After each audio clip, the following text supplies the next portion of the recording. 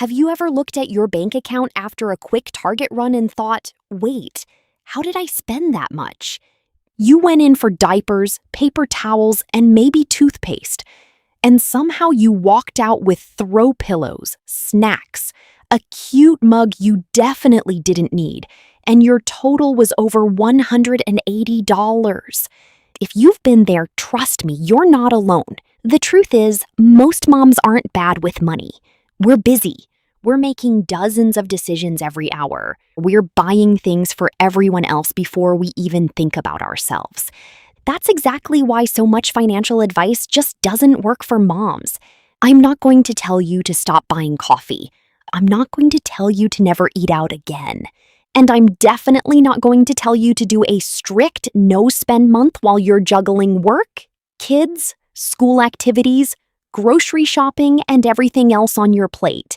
Instead, today I want to share 7 realistic money-saving habits that actually fit into real family life. These are simple changes that don't make you feel deprived, but over time they can save you hundreds, sometimes even thousands of dollars every year. And make sure you stay until number 5, because that's the one that saved my own household almost $300 in just 1 month. And I didn't even realize we were wasting that money. Let's get started. The first tip is to try a no-spend week instead of a no-spend month. You've probably heard financial experts recommend doing a no-spend month.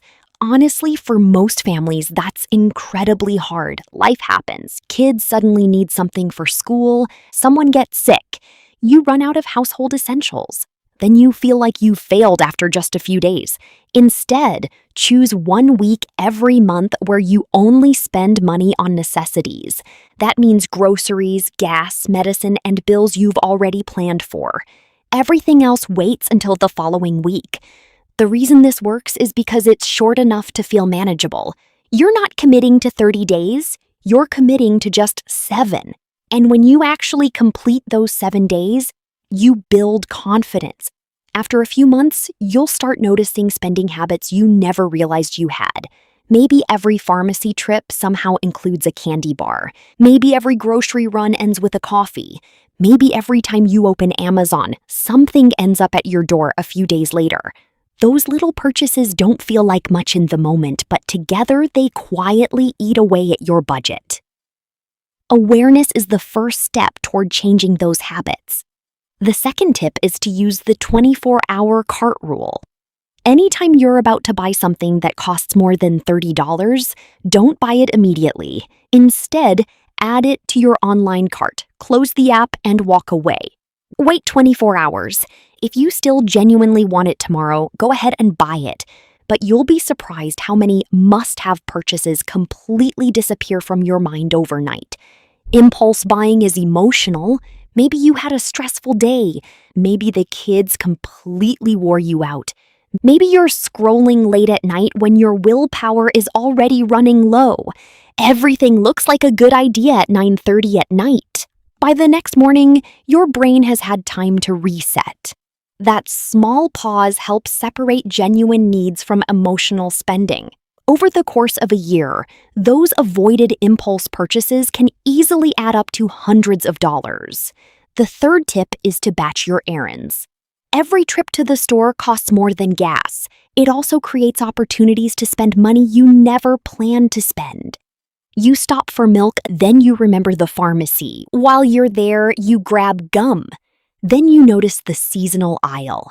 Then the clearance section, and then your child spots something they just have to have. Suddenly your $5 errand became a $40 errand. Instead, spend a few minutes every Sunday planning your week. Group your errands together. Pick one day to grocery shop, return packages, visit the pharmacy, and do everything else that needs to get done. You'll save fuel, you'll reduce impulse purchases, and maybe most importantly, you'll save time. As moms, time is one of the most valuable things we have. The fourth tip is to create a kids' fun fund. If you're tired of constantly saying no at every checkout line, this one is for you. Create a small separate savings account or even just a cash envelope and label it Fun Fund. Every month, Put aside $20 to $50. That's it. Now, when your child asks for the toy they suddenly can't live without, instead of immediately saying no, you can say, "Let's see if we have enough in the fun fund." That small shift changes everything. Your child begins learning that money has limits. They learn that spending involves choices, and you stop feeling like the bad guy every single time. Even better, those random little purchases stop coming directly out of your grocery budget or emergency savings. You've already planned for them. That creates a lot less guilt and a lot more peace. The fifth tip is to audit your subscriptions every 90 days. This is the habit that saved our family almost $300 in just 1 month. Everyone talks about canceling subscriptions, but here's the problem. New ones quietly sneak back in. Maybe you signed up for a streaming service to watch one show. Your child needed an educational app. You started a free trial. A meal kit renewed automatically. A photo storage app charged your card. Before you know it, you're paying for things you completely forgot existed. Every 90 days, set a reminder on your phone. Open your bank statement. Scroll through every recurring payment. Ask yourself one simple question. If this renewed today, would I sign up for it again? If the answer is no, cancel it. It takes about 15 minutes, but it could save you hundreds of dollars every year. The sixth tip is to have one clean out the fridge dinner every week. Food waste is one of the biggest hidden expenses in many households. How many times have you bought fresh vegetables only to throw them away a week later? Or forgotten leftovers in the back of the refrigerator? Choose one night every week. Thursday works great. And make dinner using only what you already have. No grocery store, no takeout. Just get creative. Leftover chicken becomes tacos, vegetables become soup, rice becomes fried rice, pasta becomes a casserole. Not only does this reduce waste, but it also gives you one night where you don't have to think about another complicated meal plan. Some of the best family recipes happen completely by accident. The seventh and final tip is to automate tiny savings. Most people underestimate how powerful small amounts can be. You don't have to save $500 every paycheck. Start with $10 or $20. Set up an automatic transfer the day after payday. The important part is that it happens without you thinking about it. Because money you never see is money you're much less likely to spend.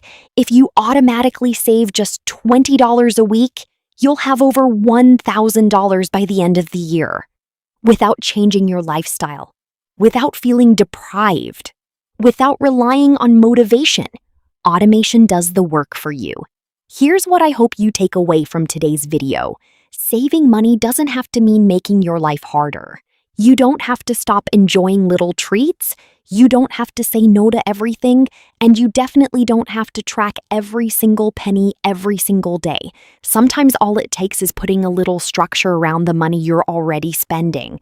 Small habits, repeated consistently, create real financial progress.